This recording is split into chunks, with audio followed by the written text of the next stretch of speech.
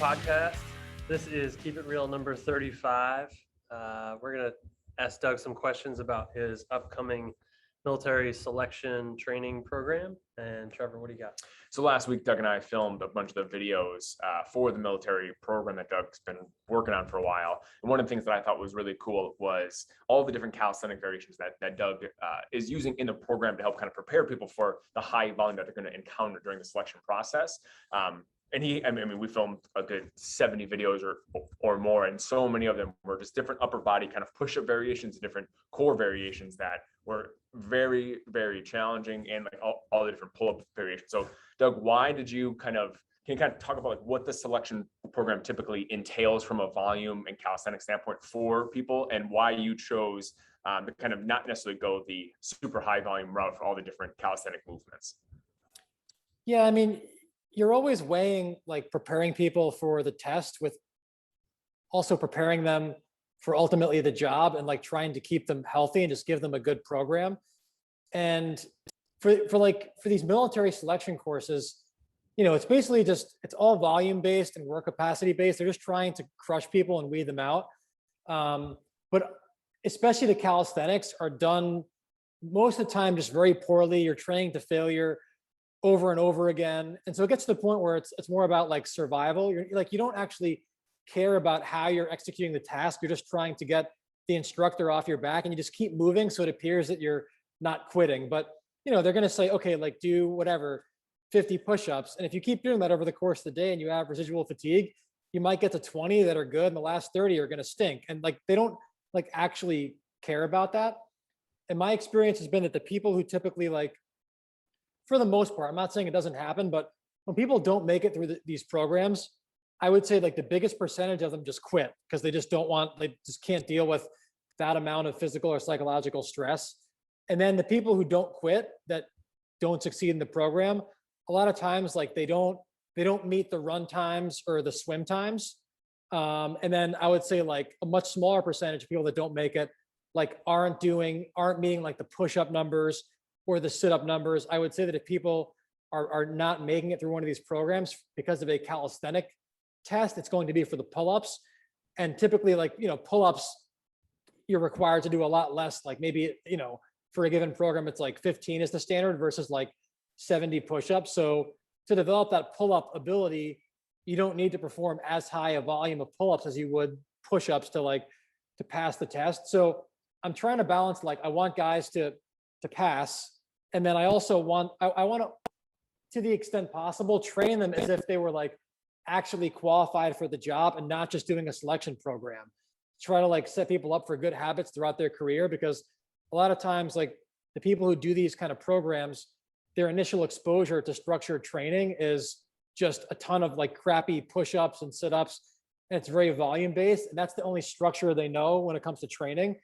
That's what they do throughout their career. And then not surprisingly, like their training outside of that's supposed to be supporting their job is actually detracting from the job. So for like the calisthenics, when I program that stuff, I want people to feel like they're going to be prepared for the calisthenics they're going to do, but I don't want to just duplicate what they do at selection, because I just don't think that's very useful. So instead of having people do like a ton of like high volumes of sit-ups as an example, I don't want to have the discussion like, are sit-ups good or bad? Because there are plenty of people who do a ton of sit-ups that like they don't hurt their backs as an example. But just because something isn't like going to hurt you doesn't mean that it's good. Like you don't do things, in my opinion, just because they aren't harmful. Like you should have a reason to do them. And like outside of maybe preparing for a specific sit-up test, I don't see a ton of utility in like doing hundreds of sit-ups in a day, even though you might do that in a military selection course. But I think there's ways to prepare for the sit-ups without having to do a ton of sit-ups. And so like, in the videos that we filmed, there's like a lot of different like gymnastics variations of like hanging leg raises, dip supported leg raises, strict toes to bar, different kinds of like crawl variations where you're developing local muscle endurance and like the triceps, abs, and hip flexors, things that you need to do, high volume of push-ups and sit-ups without having to do a ton of those things. So like, in the final block of the program, I had people doing like feet elevated Spider-Man push-ups, which isn't as conducive to doing a ton of volume as doing like regular push-ups. And like, I've got a different standard as to how I want that executed. But I feel like, if people can do like the really strict pull-up variations that I have in the program and the strict leg raise variations, the chances that they're not going to meet the calisthenic standards is going to be pretty small. And then you couple that with like the running and the swimming progressions that are very systematic. I think people are going to be prepared. It's kind of like rucking. Like, I don't even, at a lot of these courses, you do a lot of rucking. I don't know if, doing like 5 or 6 days a week of rucking and trying to simulate, say, Ranger School is the way to prepare for Ranger School. I think that if you're aerobically fit and you're doing enough running without like a pack on, and then if you're doing like 1 or 2 days a week of, say, rucking, I think you're going to be fine for rucking every day as you would at like Ranger School or Special Forces selection. Like, for example, I like doing like HICT on a treadmill, where we'll like crank up the treadmill to like, if you have it, like a 25 or a 30% grade, and then work up to over time doing like 3 sets of 20 minutes with like an 80-pound pack. And typically 80 pounds is more than the weight you're going to encounter, in a selection course. And, doing even an hour might be less than what you would do at a selection course in a given day. But you're basically, I'm trying to give people give them more intensity to take away from the volume. Because even if people, aren't going to get beat up by doing, say, like 3 or 4 or 5 hours of rucking a day, most people, if they're not already in the military and in a selection course, like, they can't devote 5 hours of 5 hours a day to rucking. But if you can do, 3 sets of 20 minutes at, say, like 2 miles an hour at a 20% grade with 80 pounds, you're probably going to be fine for the 10, 15, 20 mile road march with a 30 to 40% pack on flat grade. If you're doing something like, a really strict selection, like at a tier 1 unit, I think you do have to go outside and, get out in the mountains and do that kind of stuff. But I think that the HICT variation is a great way to prepare for it if you don't have mountains in your backyard, because that's also a constraint. Like, not a lot of people live in a place where they can train for that kind of thing. So, that's where I might, to give somebody more volume, I might have them do like a sled drag variation. I might say, okay, get an hour of incline treadmill walking, get like an hour or 2 of treadmill walking where you're pulling a sled, also wearing like a weight vest or a ruck, and accumulate maybe like, up to 3 hours of that. That's still less time consuming than going for like an 8-hour hike. And I think it prepares people pretty well who don't have access to those mountains and might have some time constraints. So I'm trying to, like, again, train people in a way that I think is going to, promote longevity and also make them just better at their jobs, and not just prepare them for selection. But I also want them to pass the test. So it's kind of like if you're working with, say, like a, college football player that's getting ready for the combine, you've got 2 objectives. Number 1 is to get them drafted and have them do well in the combine so that they can like get a higher, signing bonus and get drafted in a higher round. But you also realize that they have training camp and a career after that. You want to set them up for like actually being good at the game. So that's kind of what I'm trying to balance. But I don't have people doing a ton of like sit-ups and push-ups in the selection programs. And I'm not saying that's wrong to do that. Just not the approach that I take. I think there's ways to get good at that and not have to do as high a volume. I'd rather save the volume for things like running and swimming, because I don't think you can simulate, like if you have to run 80 miles in a week, and sometimes you might reach those volumes in a selection course between the structured running and just getting around to, the meals and stuff like that.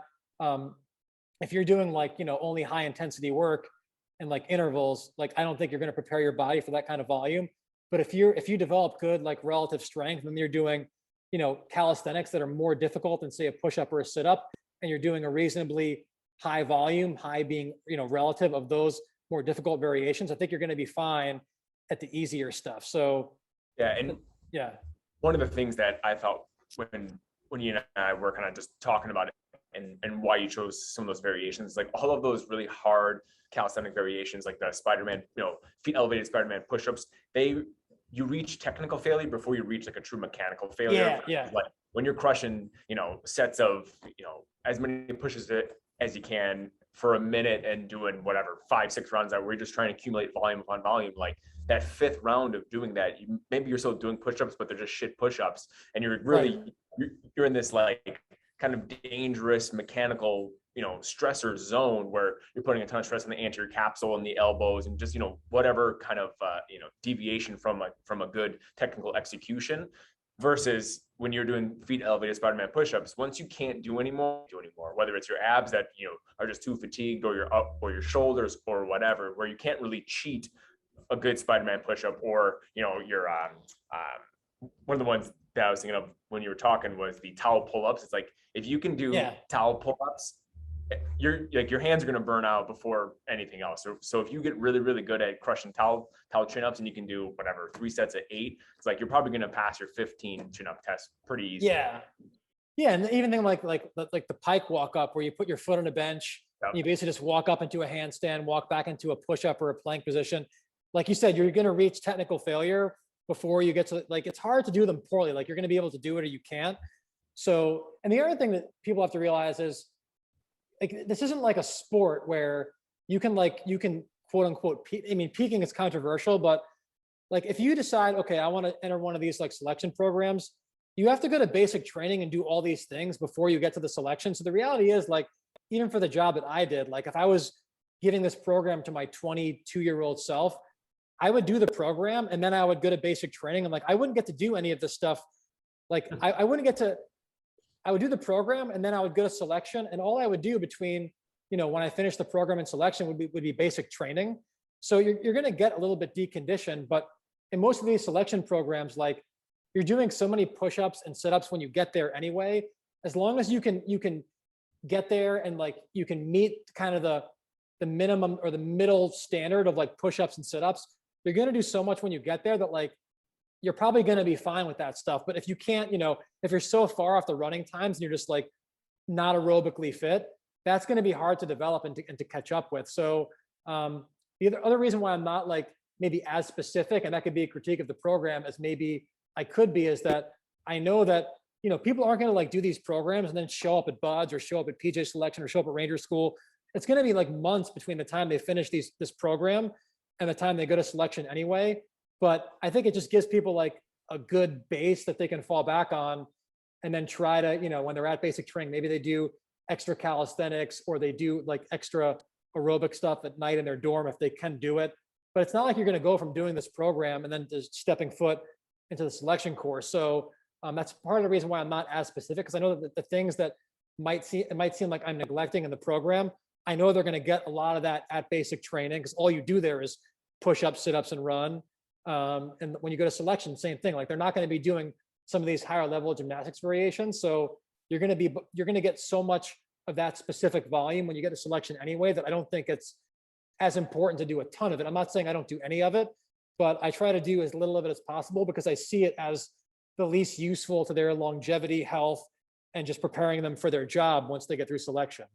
I think that's an interesting point that you brought up, of how it's like the timeline of this stuff obviously matters so much. And we often think of like the whole peaking phase. It's like, when you leave me, you're going to go start like your preseason for 2 weeks, and then your season starts, where it's like such a short kind of condensed timeline. But like, all the things that you're talking about, like, they could be doing the program and then going to basic training and being there for months, or, not just like 1 or 2 weeks. Like, they're going to be there for an extended period of time, where you're almost preparing them for the preparation that they're going to be going into for the actual selection program, which you're just trying to build up like those really good, like tissue capacity, work capacity, muscular endurance, all these different qualities and technical capabilities to be able to survive all of the different things that are going to be kind of coming down the pipeline for them. And I think your perspective, like, I would say, like, from our perspective, Greg and I, we would think that, or we have seen what you're talking about with these guys who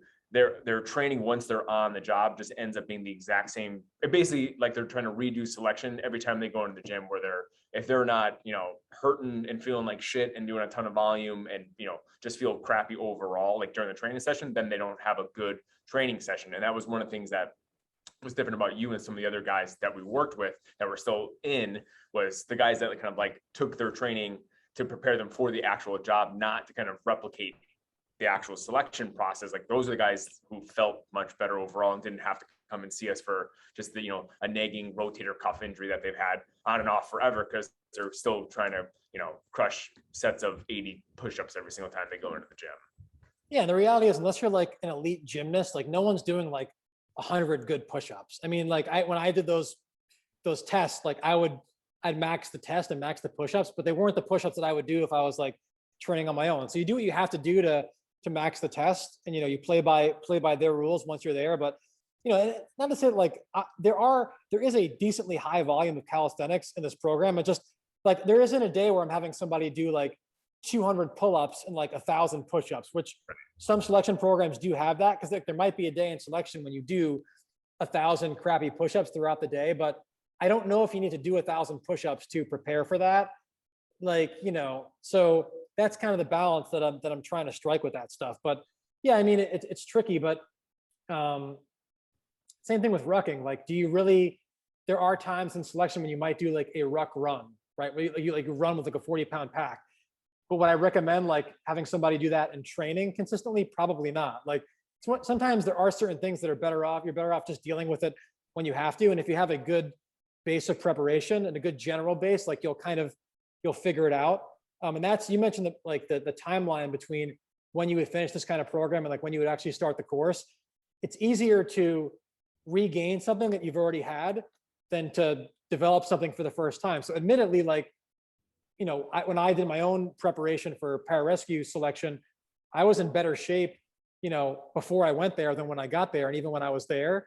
But at least at one point I had a high level of competency that I could fall back on. If you never have that, then it's much harder to develop that in a selection course where the goal is really more to weed you out, not so much develop you. How did your own training, and again, like, this is a number of years ago and you didn't know what you know now, but how did your training kind of develop, like in terms of your preparation for selection once you were selected, your kind of initial couple years of training versus like by the time that Greg and I had met you, like what your training style was, which I would say is like fairly similar to kind of like how you just train overall right now? Yeah, I mean, it was funny because like when I would be doing stuff at some of the base gyms, people would be like, "Oh, are you doing CrossFit?" Because I would do like ring work and I would do relative strength work. Yeah, but it's like, oh, well, I'm doing gymnastics. I'm doing, I'm doing strength work, and I'm doing like intervals. And sometimes, I mean, it's like at that time, like kind of doing a varied program was synonymous with CrossFit. But I wouldn't say like I was like going on the CrossFit website and doing CrossFit workouts. I mean, really my training didn't change that much, because even though I think I'm more knowledgeable now, fundamentally my thought process is pretty similar. So and I had done like, I had a little bit of a background in strength and conditioning even before I went into the military. So I mean, maybe it isn't as refined as it was now, but I would say like I always had a relative strength. I always thought that like whether you're playing a sport or going to the military, like having good relative strength is important. Now, maybe there's some sports where like if you're a lineman in football where like you actually want some mass, but like for the things that I did in my athletic career and in life, I never felt like I wanted to get bigger. I wanted to be stronger at a reasonably light body weight. So that was always kind of the lens through which I looked at things. So that didn't really change. I would say that like I did a lot more, a higher volume of distance running when I was preparing for selection. Not because I thought it was that great, but because I had to. Like, I knew that I was gonna have to run whatever it was, like 6 miles in 42 minutes, and I was gonna be just running a lot in training. So I wanted to prepare for that. So I did a lot more running. I would say that when selection was over, I still wanted to do reasonably well on my running test once a year, but like I would just do a much lower volume of running, and I would just kind of like gut that test out, and I could still do pretty well without a high volume of running. And then my conditioning, if you want to call it that, switched from like distance running to more of like the HICT, inclined treadmill walks, sled dragging. And I would do some interval running, but it would be a much more of a speed emphasis and not on just trying to accumulate volume. So my training was a lot more polarized. It was like I'm either doing something at a very high intensity, like sprinting or like relative strength work, or like just really slow, easy aerobic work in the form of like sled dragging or inclined treadmill walks, and not a ton in between. So yeah, I mean, that's how I would train someone who's already qualified. I would probably avoid more of the stuff in the middle, so that if you are, I would probably try to follow like a high-low model with those guys. And like if I knew there was a day that they were doing, say, like jumping, which is like, they might not perceive it as stressful, but I would still consider that like a high CNS stress day. I probably have them do their relative strength work and like their sprint work, if it makes sense, like probably after they do their jumps to consolidate that stress. And then the next day would be more of a low day and more of like an aerobic type emphasis. But again, I think that like now I'm just probably more refined with how I would program, but the principles would probably stay pretty similar. Cause even back then, like I didn't follow the typical approach where I was like doing 1,000 push-ups in a day, just because like I have tried that and I just felt like crap. And maybe it just like my body didn't tolerate it and that's why I didn't do it. And there are some Yeah. people who do tolerate it, but you only tolerate it to a point, and then eventually like you just hit a wall with it. That's gonna be, I think I hit the wall sooner with it. that's gonna be my next question, was like, did you have that phase at all where you basically just kind of like kept doing the selection type of training?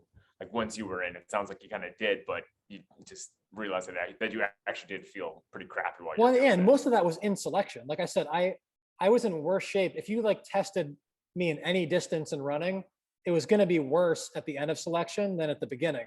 So if the goal of selection was to like get you fit, like I think if you went in there and like you were very untrained and you somehow survived and made it to the end, you would have been like more fit. That's the word you want to use. But because I thought I went in there pretty well prepared, and like I paid attention to like rest and recovery and stuff like that, towards the end of it, like I had so much just like residual fatigue that I wasn't in any metric, like I probably tested worse. Like I think I probably did more pull-ups at the beginning than the end, just because you're just doing so much of it that you're not recovering. It's like it's an attrition based approach. So I think you need to prepare for it by doing work capacity based training. But if you like go in there and you try to simulate selection before you go, you're going to go in there and you're going to be already fatigued and already a little bit beat up. So that's why, again, there's certain things where you want to be prepared, but if you try to simulate the actual thing you're trying to do, it might actually be detrimental. Because there's some things that you're better off only having to do once. And I think selection is, you don't want to like do selection multiple times, Sounds pretty miserable. I was going to ask, I would think like, you've worked with a lot of people who have gone through some of your programs, either for selection or basic training or whatever it is. Is there, I guess, like two things, like, do you have any advice for somebody, like in terms of what numbers they should be able to hit? Like, if you're saying like, I need to run 6 miles in 42 minutes, like how would you then approach their training before that? If you give numbers for that or numbers for anything else in terms of like strength numbers, Like the buffer, basically. yeah, like we've spoken about like what is the buffer and like what should that be in your mind, as well as like, I would think that, if you're going into some of these programs, you're probably in your 20s, like you're probably towards the younger side, like earlier in your career. And in my mind, I would think a lot of those people would probably just go to the internet and search for military training program, or they would just kind of come up with like kind of the opposite of what you're saying and be doing a ton of volume. Like, what are some of the other things that are different in your program that you would probably think you'd find the opposite being recommended on like the internet? Well, I think that, those programs like do work, especially when you're 20. Like if you follow any structured program for the most part, like, and if you, and even if all the, like I have some lifting and some strength training in this program, like you don't ever, well, actually some of the services now do like incorporate like a deadlift into some of their fitness tests. I don't think that's a part of like selection, but I just think it's good, like having some maximal strength is good as a buffer just to be able to tolerate stress. But like if you did a program and your only goal was to pass selection and all it consisted of was swimming, push-ups, long distance running, sit-ups, dips, stuff like that, that stuff does work. If you use progressive overload and like as long as you're not killing people day one, like you can build up to high volumes. Like James Smith, who I have a lot of respect for, has a military program, and like he does have people doing like really high volumes of calisthenics at the end of it, but like that's not where he starts. It's just like, again, but maybe because I'm a PT, I've got a little bit different bias and lens through which I look at things. So I work with people that are hurt all day. But like if you did it, like if you did his program, I think it would be fine. Like, and if you actually followed it to the letter, because it's like it's over the course of I think 16 weeks. So it's not like you're starting out doing 1,000 push-ups in a day. You might start out doing like 100. So if you do progressive overload, like there's a lot of ways to be successful. to answer your question about like, what are the norms I think people should be able to do before they go? I would say that like for anybody, look at what the graduation standards are for your program and try to meet that before you start. So most like special operations jobs in the military, like, I don't want to say it's like easy because some people still do fail, but it's easy to get into the program. Like for pararescue, I think and I think Buds is similar, like to just get into the program, not to graduate. It's like a 1.5 mile run. I think at like maybe a 7-minute pace, like a 1.5 mile run at a 7-minute pace is like not that hard if you like, put a little bit of time in. You might, what's that? Sounds like I never want to do that. But Yeah, but if you do zero aerobic training, it's hard. But like if you ran Right. like a couple days a week for 2 months, you'd be able to do it. Yeah. Especially if you did it when you're 20 years old, right? You might have to do like say like 6 to 8 pull-ups, like just to get in, not to graduate. You've got to do a 500-meter swim in like maybe 12 minutes. Like these aren't like earth-shattering times, but to graduate, you've got to be able to do like a 6-mile run at the same pace that you have to do a 1.5 mile run at, and you've got to do a 5,000-meter swim at the same pace you have to do a 500-meter swim. So I would tell anybody like it's kind of like having the answers to the test before the test. If you know the questions that are going to be on the test, then you should have the answers to them before you go. So I would tell anybody like try to meet the graduation standards before you show up to the course or before you take your entry exam, because even if you get a little bit beat up, at least at one point in my life I've been able to meet those standards. Right. I also like, I think that in like a special operations selection, if possible, I would like to see people being able to do a 1.5 mile or a 2-mile run at like a 6-minute pace on their entry exam, because that tells me they have a much better chance of doing the 6-mile run at a 7-minute pace. I'd like to see people like if you can do 15 to 20 like really strict pull-ups like dead hang, you're probably going to be fine to do the 15 to 20 that aren't going to be at as high a technical standard when you graduate. So those, I would say, like meet the graduation standards, and then even though it's not on it might not be like a part of selection, I think being able to do like a double body weight trap bar deadlift just says that you're physically competent to be able to do certain things. Because I know that if you can do like a double body weight trap bar deadlift and you can run, a 1.5 mile or 2 miles at a 6-minute pace, you're probably going to be okay at rucking, because putting 30 or 40 pounds or even 50 pounds on your back, if you can trap bar deadlift, say like 350, or close to 400, like that's not going to feel like it's that much weight. And now I know you've got good grip strength and like your back can support those kind of loads. And so like, yeah, being able to meet those extremes, like you've got really high relative strength and you're very aerobically fit. When you put a ruck on and you're forced to do these longer output type things, with external load, you're probably going to be okay without having to do a ton of rucking.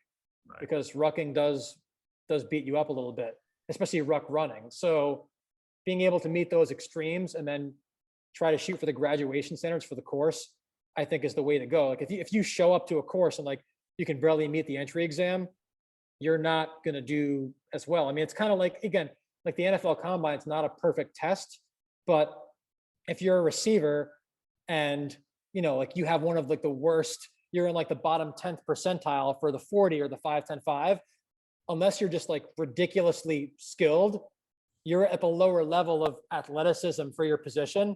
Like, I know people will say, well, Jerry Rice didn't have the best 40, but like, he didn't run the worst 40 either. Like you want to be within the range of what successful people are doing. And if you're a physical outlier in terms of some of those general tests, again, I'm not saying it's 100% correlation, but your chances of succeeding are a little bit lower. So try to meet those grad standards before you go. And just, then the entrance exam won't be a big deal. Yeah, I think that's awesome feedback for people, because I think like you said, there's such especially like all things you talked about today, it's like you kind of get in worse shape during selection. So if you are going to get in worse shape during selection and you're not starting at a high relative level of fitness, it's like, well, then you're probably not going to pass any of those graduation standards, like you just kind of mentioned, like by the end. So that's it. I never heard you kind of say that before, so it's interesting to think about like how much the jump from like getting into graduating is like, sounds like it's like kind of tenfold in terms of the difficulty of the tests and what the standards actually are. And then for my last, I mean, I don't know Go. if you had to say anything else. My last question would be for anybody who might be listening that wants to do some of these, either go to basic training or selection. I think we do have some people that are listening. Like what are things that when you got there and you went through basic training, selection, what were the things that were like surprising? Because we just see like movies and TV shows and we have like an imagination of what we think it is, but like what are the things that, like what is it actually like, and what were you kind of surprised about compared to before going? Yeah, I mean, people I think have a perception that like basic training is this really physically arduous thing. And again, it's relative. Like if you want to go into like a special operations type job, basic training is the physically easiest thing you will do in the entire military.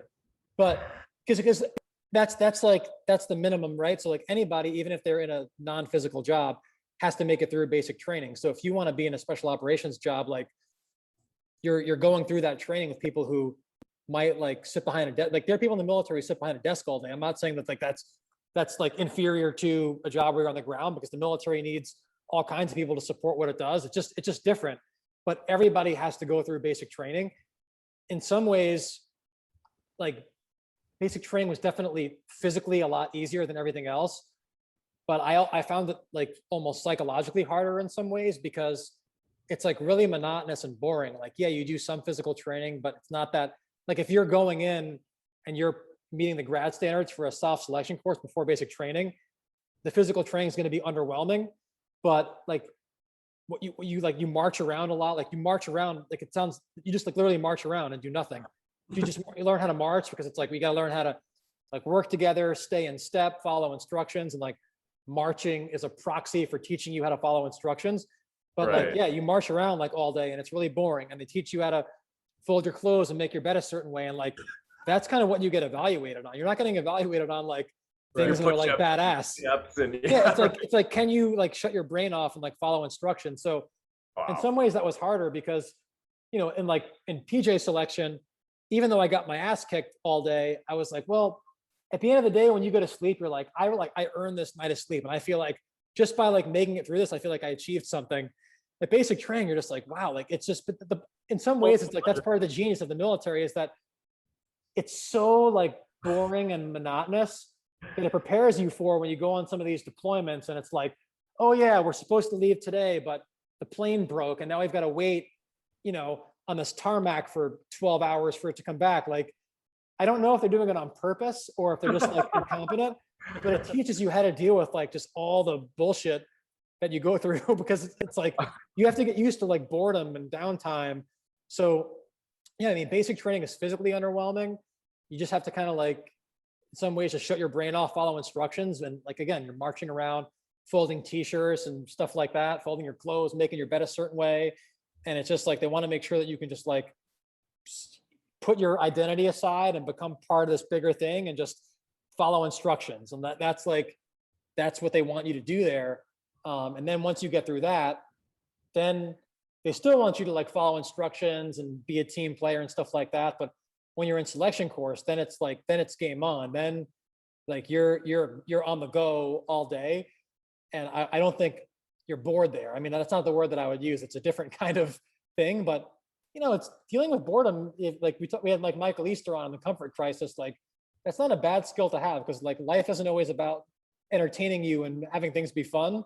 So I think basic training serves a purpose. I mean, it's kind of like a time people who go through it are like, this seems like so stupid, but I think there are certain aspects of it that are very useful. I'm not saying it can't be better, but breaking down someone's identity and then building them back up and teaching them how to be a part of a bigger thing. And if boredom is a way to get to that endpoint, then I think it's okay. But yeah, I mean, basic training is not like it is a transformative experience in some ways, but not because it's like super challenging and physically demanding. It's more just because it's boring and they break down your identity and you're just like, it's a culture shock. It's like nothing else you've ever gone through, because they don't kind of treat you like a human being. That's also sort of the point, That's Yeah, interesting. well, the way you train, you definitely can just shut your brain Yeah, off. you are. I've never met somebody that's as good at like All just day. going through some super boring type of training and All just day, Doug. being in the zone with it too at the same time. So military prepared you properly for that. But when I got to basic training, like the first thing I remember, you get off the bus, you show up, it's like dark, you still have your civilian clothes on, they give you a bag, and they line everybody up and they're like, pick up your bag, put it down, pick up your bag, put it down. It's just like it's kind of like, Right away. it's like chaos, and you're just like, all these people are just, moving like chickens with their heads cut off. And yeah, I mean, it's again, it's just like, you're a part of something different. You don't matter. And welcome to the next, depending on what service you're in, like 8 to 12 weeks of your life, We can have a full episode where we just get you to tell like basic training stories. training It's fascinating. I think it's really interesting. Definitely. I mean, there aren't that many, because it was mostly boring. boring and not exciting.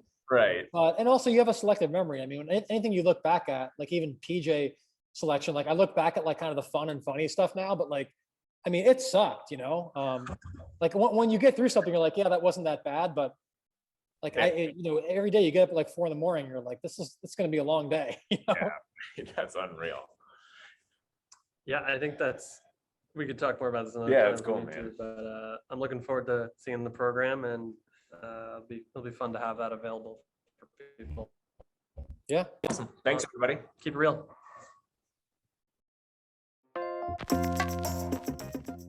Thank you for listening to the Resilient Performance Podcast. For 10% off our continuing education membership platform, please use promo code PODCAST at our website, resilientperformance.com, and be sure to join our mailing list for monthly exclusive content.